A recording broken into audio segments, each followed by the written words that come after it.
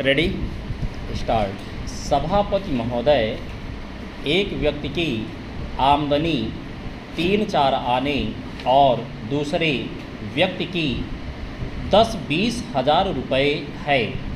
अगर वित्त मंत्री महोदय इस विषमता को दूर नहीं करेंगे तो समाजवाद का नारा बिल्कुल ठोस, कोरा और कागजी सिद्ध होगा। इस देश में 8-10 करोड़ हरिजनों का ऐसा वर्ग है जिसकी आर्थिक स्थिति बहुत गिरी हुई है। इस दृष्टि से उनकी उन्नति और कल्याण की योजनाओं का समावेश होना चाहिए। वित्त मंत्री ने 1500 करोड़ रुपए के जो कर लगाए हैं उनसे देश के आम आदमियों की हालत खराब हो गई है। मुझे इस बात की बड़ी प्रसन्नता है कि योजना के अंतर्गत देश में विकास कार्य हो रहा है और अब हम इस दिशा में जो कुछ कर पाए हैं वह प्रशंसनीय है।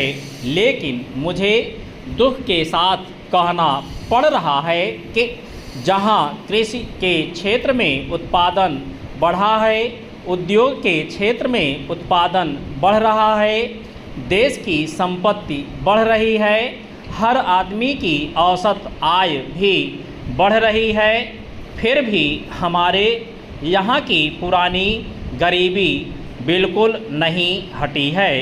मैं समझता हूँ कि यह इस सदन के लिए और सरकार के लिए विचार करने का विषय है कि क्या कारण है कि जब हम 55 वर्ष से अपने देश की गाढ़ी कमाई का रुपया और दूसरे देशों से कर्ज लेकर बड़ी बड़ी रकमें देश के विकास के लिए खर्च कर रहे हैं और देश में धन भी पैदा हो रहा है, तब भी देश में जो लोग हैं उनकी गरीबी दूर नहीं हो पा रही है। क्या यह आश्चर्य की बात नहीं है? मैं समझता हूँ कि इस पर विचार किया जाएगा। चेंज, यह ठीक है कि हम समाजवाद के रास्ते पर जा रहे हैं, लेकिन समाजवाद के रास्ते पर ठीक ठीक चले तो भी हम यह अनुमान नहीं लगा पाते कि कितने वर्षों में हमारे देश की गरीबी दूर होगी। यह ठीक है कि हम योजना के तरीके पर काम कर रहे हैं, लेकिन इस बात को देखने की आवश्यकता अब पैदा हो गई है कि देश में जो धन पैदा होता है वह यहाँ कहाँ जाता है। इतनी प्रगति होने पर भी हम देखते हैं कि गरीबी दूर नहीं हो पा रही है। गरीबों को खाने के लिए अन्न नहीं मिलता, पहनने के लिए कपड़ा नहीं मिलता। इसका क्या कारण है? यह गंभीरतापूर्वक सोचने की बात है। यह समस्या समाजवाद का प्रस्ताव पास करने से ही हल नहीं होगी।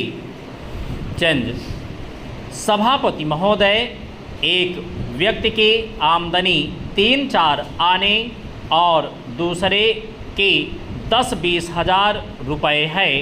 अगर वित्त मंत्री महोदय इस विषमता को दूर नहीं करेंगे तो समाजवाद का नारा बिल्कुल ठोस और कागजी सिद्ध होगा। इस देश में 8-10 करोड़ हरिजनों का एक ऐसा वर्ग है जिसकी आर्थिक स्थिति बहुत गिरी हुई है। इस बजट में उनकी उन्नति और कल्याण की योजनाओं का समावेश होना चाहिए।